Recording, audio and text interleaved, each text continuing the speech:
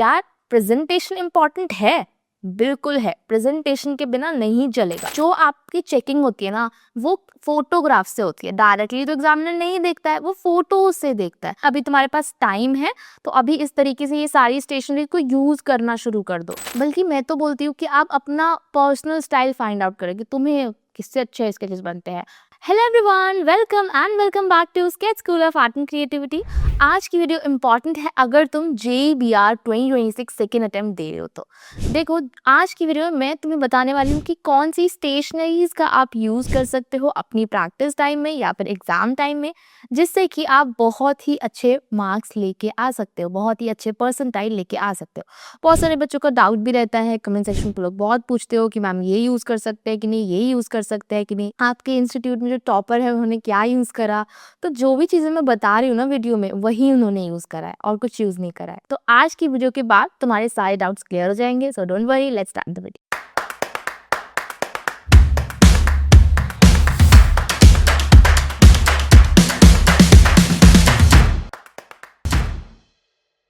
सबसे पहले हम बात करते हैं बेसिक स्केचिंग की। देखो, JEBR के एग्जाम में क्या आता है, JEBR के एग्जाम में मोस्टली आप सीन मेकिंग बनाते हो और पोर्ट्रेट, ह्यूमन फिगर या फिर कोई क्वेश्चन कॉपी करने के लिए आता है, बिल्डिंग, ठीक है, ये सारी चीजें आ सकती है, या फिर 2D कॉम्पोजिशन ये बनाओगे आप, है ना। तो अब क्या प्रेजेंटेशन इंपॉर्टेंट है? बिल्कुल है। प्रेजेंटेशन के बिना नहीं चलेगा। प्रेजेंटेशन इंपॉर्टेंट होती है। सिर्फ drawing, obviously drawing is very important कि तुम्हारा प्रोपोर्शन करेक्ट होना चाहिए, पर्सपेक्टिव करेक्ट होना चाहिए, क्रिएटिव होना चाहिए, ये सारी चीजें इंपॉर्टेंट है। लेकिन अगर दो ड्राइंग की हम बात करें, एक ड्राइंग जो कि क्रिएटिव है, उसमें पर्सपेक्टिव सही है और वो प्रोपोर्शन वगैरह सब ठीक है, ठीक है, और दूसरी ड्राइंग जिसमें इसके साथ साथ प्रेजेंटेशन भी अच्छा है, जो एक ही बार में जो एग्जामिनर है उसका अटेंशन ग्रैब कर रहा है, तो कौन सा वाला अच्छा है? Obviously second one. तो आपको भी इसी तरीके के स्केचेस बनाने हैं जो कि एग्जामिनर का अटेंशन ग्रैब करे एक ही बार में। ओके, तो अब हम बात करते हैं सबसे पहले बेसिक स्केचिंग की। तो बेसिक जो स्केच करोगे उसके लिए क्या यूज कर सकते हो? तो अगर हम बात करते हैं सीन मेकिंग की ना, तो उसमें बहुत लेयरिंग करनी पड़ती है। बल्कि पोर्ट्रेट में भी जो मैं टेक्निक्स बताती हूँ कि इस टेक्निक से प्रोपोर्शनली करेक्ट बनेगा, तो उसमें भी लेयरिंग करनी पड़ती है।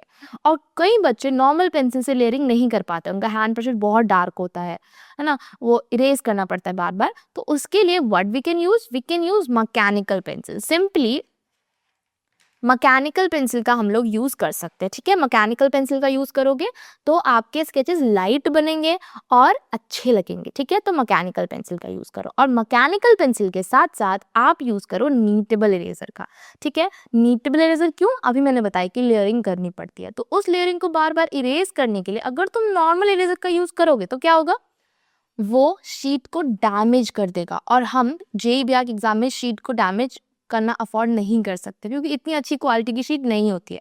इसीलिए नीटेबल इरेजर यूज करोगे तो आपकी शीट डैमेज नहीं होगी, और बल्कि इजीली तुम इसको किसी भी शेप में ऐसे कर सकते हो, ऐसे कर सकते हो, किसी भी तरह से आप इसको शेप कर सकते हो। तो मतलब क्या कि नीटेबल इरेजर यूज करना है, ओके। और नीटेबल इरेजर के साथ साथ हम नॉर्मल इरेजर का भी यूज कर सकते हैं। जो बड़ा स्पेस अगर हमें इरेज करना है, ठीक है, प्रॉपरली इरेज करना है, तो उस केस के लिए नीटेबल इरेजर के साथ नॉर्मल इरेजर भी रखना है, ठीक है। इसके अलावा मैकेनिकल पेंसिल और नीटेबल इरेजर और नॉर्मल इरेजर के अलावा बेसिक ज्योमेट्री, ठीक है, मतलब स्केल हो गया, प्रोटेक्टर हो गया, कंपास हो गया, सेट स्क्वायर हो गया, ये सब भी आपको यूज करना है, ठीक है। ये सब भी आपको बेसिक बेसिक यूज करना है, ठीक है। इसको हम नहीं छोड़ेंगे, इसको भी हमें प्रॉपरली यूज करना है, ओके।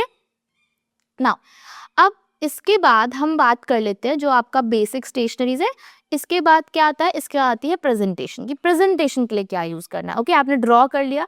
अब नेक्स्ट स्टेप आता है प्रेजेंटेशन की, कैसे प्रेजेंट करना है। तो एक एक करके हम बात करेंगे कि किन किन चीजों का यूज कर सकते हैं और कैसे यूज कर सकते हैं, ओके। सबसे पहली चीज आती है हमारी मैकेनिकल पेंसिल। मैकेनिकल पेंसिल से भी बहुत ही अच्छी प्रेजेंटेशन होती है, चाहे पोर्ट्रेट की हो, चाहे ह्यूमन फिगर की हो, चाहे वो हो आपकी पर्सपेक्टिव स्केचिंग की, ठीक है। मैं दिखाती हूँ। You can see this is simple mechanical pencil rendering. इसमें बहुत ज़्यादा ग्रेफाइट पेंसिल का यूज़ नहीं किया है, ये सब बेसिक बेसिक मैकेनिकल पेंसिल है। सिर्फ बेसिक मैकेनिकल पेंसिल से इस पोर्ट्रेट को रेंडर किया गया है और ये बहुत ही अच्छा लग रहा है देखने में, ठीक है। सिंपल, सिर्फ नॉट ओनली पोर्ट्रेट, सिंपल अगर हम बात करते हैं पर्सपेक्टिव स्केचेस की, पर्सपेक्टिव स्केचेस में भी simply you can use mechanical pencil से भी बहुत ही अच्छी रेंडरिंग हो जाती है, बट वो बहुत ब्राइट नहीं दिखती है। ब्राइटनेस के लिए हमें उसमें माइक्रोन पेन लगाना पड़ता है, माइक्रोन पेन लगा के बहुत इंस्टेंट ब्राइटनेस हो जाती है। मैं तुम्हें दिखाती हूँ, एक स्केच दिखाती हूँ, ठीक है। देखो यहाँ पे you can see this figure, ये देखो, ठीक है। ये फिगर आप जब देखोगे इसमें माइक्रोन पेन का यूज करा गया है ना, इसमें माइक्रोन पेन का यूज करा गया है, और ये वाला फिनिश नहीं है उतना, बट स्टिल बेसिक बेसिक आप पेंसिल देख सकते हो। तो माइक्रोन पेन से क्या इंस्टेंट एक कैमरा में ब्राइटनेस आती है, ठीक है। और जो आपकी चेकिंग होती है ना, वो फोटोग्राफ से होती है, डायरेक्टली तो एग्जामिनर नहीं देखता है, वो फोटोज से देखता है। तो फोटोज में जब हम माइक्रोन पेन करते हैं, थोड़ा सा कलर डालते हैं, तो वो स्केच अपने आप ब्राइट दिखते हैं और अच्छे दिखते हैं। इसीलिए मैं तुम्हें बोलती हूँ कि माइक्रोन पेन का यूज करो, ठीक है। और माइक्रोन पेन बिल्कुल यूज कर सकते हो। जितने भी बच्चे हैं हमारे इंस्टीट्यूट में जिनके 99+ परसेंटाइल आई है ड्राइंग पार्ट में, सबने माइक्रोन पेन यूज किया था, सबने जो पेंसिल कलर था वो यूज किया था। तो माइक्रोन पेन आप कर सकते हो यूज, डोंट वरी, उससे आपके स्केचेस और अच्छे ही बनेंगे, उससे आपके मार्क्स इंक्रीज ही होंगे, ठीक है। तो करना है। ये तो हो गया हमारा ह्यूमन फिगर के साथ साथ नॉर्मली पोर्ट्रेट में भी you can use Micron pen. You can see Micron pen से एकदम इंस्टेंट किस तरीके से ब्राइटनेस आ रही है, ठीक है। तो इस तरीके से हम कर सकते हैं।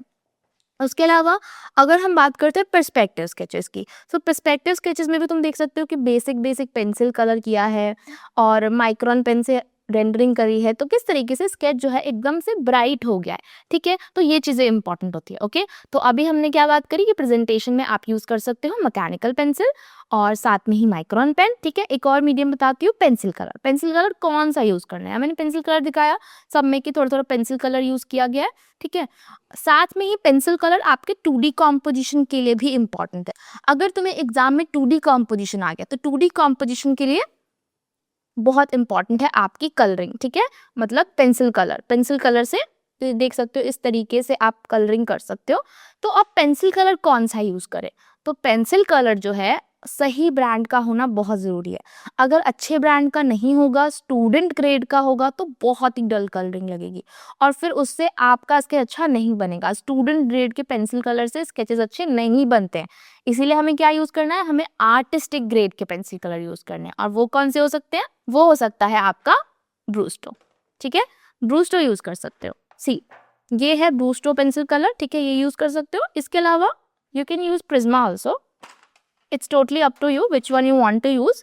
ब्रूस्टो थोड़ा अफोर्डेबल है, सिंपली आप यूज कर सकते हो। प्रिज्मा थोड़ा सा एक्सपेंसिव है, बट ऑब्वियसली उसकी क्वालिटी भी उतनी ही अच्छी है, बट ब्रूस्टो भी बहुत अच्छा है। ये जितने मैंने तुम्हें स्केचेस दिखाए, ये सब ब्रूस्टो पेंसिल कलर्स है, तो ब्रूस्टो इज गुड। हमने अभी बात कर ली पेंसिल कलर की। पेंसिल कलर के अलावा you can also use graphite pencil, ठीक है, फॉर रेंडरिंग। पर्सपेक्टिव स्केच में नहीं करना, सीन मेकिंग में नहीं करना। Scene making simple neat and clean ही अच्छे लगते हैं, उसमें बहुत ब्लैक ग्रेफाइट नहीं, बहुत ज़्यादा नहीं, ठीक है।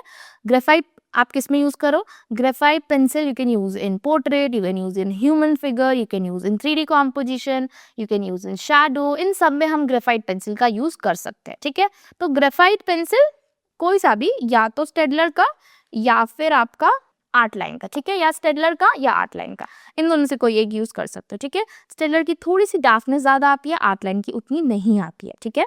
अब जितनी भी मैंने चीज दिखाई हैं, पेंसिल कलर दिखाया, पेंसिल दिखाई, ठीक है, इन सबको शार्प कैसे करना है, नॉर्मल शार्पनर से नहीं। नॉर्मल शार्पनर से शार्प करोगे तो बार बार शार्प करना पड़ेगा, बहुत जल्दी खत्म हो जाएंगे वो, और भाई बहुत जल्दी तो हमें खत्म नहीं करना ना अपने पेंसिल कलर को।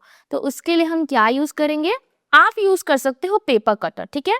पेपर कटर से जब तुम शार्प करोगे ना, तो तुम्हारे पेंसिल कलर कुछ ऐसे शार्प होंगे, ठीक है। तो ये बहुत दिन तक चलते हैं, बहुत दिन तक चलते हैं, जल्दी जल्दी खत्म नहीं होते, बल्कि एग्जाम में भी जब तुम सेकेंड अटेम्प्ट दोगे तो भी आपको ऐसे ही शार्प करके लेके जाना है घर से, ठीक है। बट अभी तुम्हारे पास टाइम है, तो अभी इस तरीके से ये सारी स्टेशनरी को यूज करना शुरू कर दो, ओके। एकदम एग्जाम टाइम पे यूज नहीं करना है, वरना तो तुम्हें पता ही नहीं होगा कौन सी स्टेशनरीज को कैसे यूज करना है, तुम्हें कौन सी सूट करती है, तुम्हें कौन सी सूट नहीं करती है, किस तरीके की रेंडरिंग आप कर सकते हो। कुछ बच्चे होते हैं जो कि एकदम एग्जाम में सोचते हैं कि हाँ एग्जाम में हम रेंडर करेंगे, प्रैक्टिस टाइम पे हम सिर्फ बेसिक टेक्निक वगैरह देख लेते हैं। नहीं, ऐसा नहीं होता है। अगर तुम प्रैक्टिस टाइम पे नहीं करोगे, एग्जाम में भी नहीं कर पाओगे, है ना। क्योंकि प्रैक्टिस टाइम पे जब तुम करते हो तो तुम्हें पता चलता है कि हाँ मेरे से ये चीज नहीं हो रही है, तो मुझे इसे अवॉइड करना चाहिए, या फिर मुझे अगर मैं थोड़ा सा भी इस पे काम करूंगी या करूंगा तो ठीक हो जाएगा ये। बल्कि आप टीचर से पूछ भी सकते हो कि हाँ ये वाली चीज मुझसे नहीं हो रही है, तो मैं इसको कैसे करेक्ट करूँ। ये सारी चीजें आप पहले कर सकते हो। अब एग्जाम में तो ऑब्वियसली वो तो एंड है ना, फिर तुम क्या कर सकते हो, फिर तुम बोलोगे कि हमारे परसेंटाइल नहीं आए, हमने प्रिपेयर करा था बट फिर भी हमारी परसेंटाइल नहीं आई। तो कैसे आएगी, एकदम लास्ट टाइम पे अगर तुम करोगे चीजें। स्टेशनरीज को यूज अभी से करो, बाद के लिए नहीं रखना। ये सारी चीजें जो मैं बोल रही हूँ अभी स्टार्ट करो, ओके। बल्कि मैं तो बोलती हूँ कि आप अपना पर्सनल स्टाइल फाइंड आउट करें कि तुम्हें किससे अच्छे स्केचेस बनते हैं। मैकेनिकल पेंसिल से, माइक्रोन से, पेंसिल कलर यूज करके, किस चीज से आप अच्छा स्केच बना पाते हो, उस चीजों का यूज करो, ठीक है। बहुत अलग अलग चीजें मत यूज करो, ओके। सिंपल खुद फाइंड आउट करो, और उसे फाइंड आउट करने के लिए यूज करना स्टार्ट करो, ओके। यूज करो, मतलब क्लासेस में जब हम हर तरीके की रेंडरिंग बताते हैं, बट हर बच्चे को गाइड करते हैं कि तुम्हारे ये वाले स्केच अच्छे बन रहे हैं या फिर ये वाले स्केच अच्छे बन रहे हैं। अगर नहीं बन रहे तो क्यों नहीं बन रहे, क्या गलती है इसमें, किस चीज को आप और इम्प्रूव कर सकते हो जिससे कि अच्छा बने स्केच, ठीक है। अगर हम बात करें कि एग्जामिनर क्या देखता है, वो सारी चीजें देखता है। तुम्हारी टेक्निक भी देखता है, क्या बना रहे हो देखता है, क्रिएटिविटी देखता है, कितना यूनिक सोल्यूशन बनाया ये देखता है, कितना प्रेजेंट किया ये देखता है, कितना बाकियों से आपका स्केच स्टैंड आउट कर रहा है ये देखता है।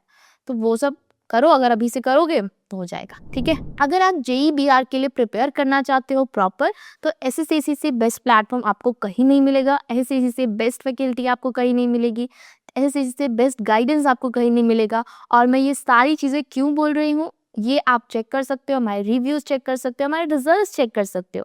अभी फर्स्ट अटेम्प्ट में ऑलमोस्ट 45 स्टूडेंट के 98 प्लस परसेंटाइल है फर्स्ट अटेम्प्ट में। अभी सेकेंड अटेम्प्ट होगा तो उसमें भी बहुत सारे बच्चों के आएंगे, तो हमारा जो इस बार का रिजल्ट है वो और बूस्ट होने के चांसेस है। जो हमारा लास्ट 3 ईयर का रिजल्ट है उसमें 1/3 का सक्सेस रेट है, मतलब हर 3 में से एक बच्चा टॉपर है। तो इसका मतलब समझते हो कि आप भी नेक्स्ट टॉपर इजीली बन सकते हो। आपको क्या करना है इसके लिए, आपको टॉपर बनने के लिए क्या करना पड़ेगा, कुछ नहीं करना पड़ेगा। सिंपल क्लासेस में आना पड़ेगा, वर्क करना पड़ेगा, होमवर्क करने पड़ेंगे, करेक्शन करवाने पड़ेंगे, और जो भी गाइडेंस हम देते हैं उसे फॉलो करना पड़ेगा। इससे आप इजीली जेईई बीआर एग्जाम क्रैक कर सकते हो। सो गाइज, आपको डायरेक्टली ज्वाइन करने की बिल्कुल भी जरूरत नहीं है। आप पहले बुक कर सकते हो free demo class. Free demo class book करने के लिए नीचे नंबर होगा, वहां पे कॉल या व्हाट्सएप कर लेना, या फिर वेबसाइट पे आपको फ्री डेमो क्लास का बटन मिल जाएगा, उस पे आप जा सकते हो। वेबसाइट का लिंक डिस्क्रिप्शन में मिलेगा, डिस्क्रिप्शन में जाके आप ले सकते हो वेबसाइट का लिंक। वेबसाइट पे रिजल्ट्स भी चेक कर सकते हो, रिव्यूज चेक कर सकते हो, और भी बहुत सारी चीजें चेक कर सकते हो, ओके। अभी हम चलते हैं वीडियो में आगे। अब हमने बहुत सारी चीजों की बात कर ली है कि क्या यूज करना चाहिए क्या नहीं यूज करना चाहिए। तो सिंपली अब ग्रेफाइट पेंसिल के साथ साथ ना ब्लेंडिंग के लिए what you can use brush, ठीक है। जो तुमने 3D कॉम्पोजिशन बनाया, ठीक है, 3D कॉम्पोजिशन में आपने कलर किया और शैडो डाली, ठीक है, ग्रेफाइट से शैडो डाली। अब इसे ब्लेंड करने के लिए क्या यूज करना है, या तो ब्लेंडर या तो ब्रश, ठीक है, या तो ब्लेंडर या तो ब्रश, ओके। दोनों में से कुछ भी यूज कर सकते हैं। और हाईलाइट के लिए क्या यूज कर सकते हैं, you can use mono eraser और you can use white gel pen, ठीक है। ये हाईलाइट के लिए हो गया, ये आपका ब्लेंडिंग के लिए हो गया, ठीक है। तो ये चीजें आप यूज कर सकते हो। मैंने ऑलमोस्ट सारी चीजें बताई हैं, क्या क्या चीजें बताई हैं फटाफट से रिकैप कर देती हूँ। सिंपल स्केच करो मैकेनिकल पेंसिल से 0.5। अगर तुम्हारा हैंड प्रेशर लाइक बहुत ही तेज है कि 0.5 एक ही मिनट में टूट जाता है, तो 0.7 यूज कर लेना, ठीक है। ये हो गया निटेबल इरेजर, नॉर्मल इरेजर, ठीक है। प्रेजेंटेशन के लिए क्या, simple Micron pen, pencil colour, graphite pencil, ठीक है। ये बेसिक आप यूज कर सकते हो, ओके। एंड ब्लेंडिंग के लिए ब्लेंडर यूज कर सकते हो, ब्रश यूज कर सकते हो, और हाईलाइट के लिए व्हाइट जेल पेन यूज कर सकते हो, या फिर आप यूज कर सकते हो mono eraser. Mono eraser obviously colour वाले पार्ट पे नहीं हो सकता, यूज ग्रेफाइट पे हो सकता है कि यहाँ पे आपने शैडो दी है तो यहाँ पे आप मोनो इरेजर से इरेज कर सकते हो। तो या फिर अगर तुम 3D कॉम्पोजिशन सिर्फ ग्रेफाइट से बना रहे हो, उसमें भी आप मोनो इरेजर का यूज कर सकते हो, ठीक है। ऑलमोस्ट सारी की सारी स्टेशनरीज में तुम्हें बता चुकी हूँ, एंड इन सब स्टेशनरीज को अभी से यूज करना शुरू कर दो। कोई डाउट है तो मुझे कमेंट सेक्शन में लिख के बताओ। और अगर अभी तक तुमने फ्री डेमो क्लास बुक नहीं करी है तो अभी कर लो, जो नीचे नंबर है वहां से, या फिर हमारी वेबसाइट से। वेबसाइट पे जाओगे, सामने ही book a free demo class का बटन मिलेगा, उस पर क्लिक करके आप बुक कर सकते हो फ्री डेमो क्लास, ओके। अभी हम मिलेंगे नेक्स्ट वीडियो में, तब तक के लिए बाय।